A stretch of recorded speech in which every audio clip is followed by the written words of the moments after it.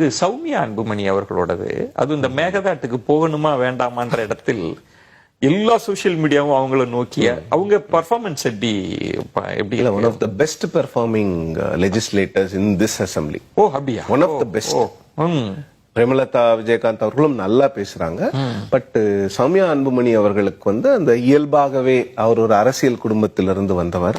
அவருடைய தாத்தா தளபதி விநாயகம் அப்படிங்கிறவர் மாப்போசியோடு வடையெல்லை போராட்டத்தில் இருந்தவர். அவங்க எல்லாம் சோ அந்த ஒரு லீனியேஜ்ல இருந்து வந்ததுனால இயல்பா அவங்களால அரசியல் பேச முடியுது. இன்னொன்னு, எப்பவுமே விஜயன் நம்ம ஒரு ஜேர்னலிஸ்டா நீங்க அறிக்கைகள் அப்படின்னு பாத்தீங்கன்னா PMK stands out any day. அதுல எந்த மாற்று கருத்துமே கிடையாது. PMK ஓட அறிக்கையில நீங்க எடுத்தீங்கன்னா நீங்க இன்வெஸ்டிகேட்டிவ் ஜெர்னலிசமே பண்ண வேணாம். அந்த அறிக்கையே இன்வெஸ்டிகேட்டிவ் ஜெர்னலிசமா தான் இருக்கும்.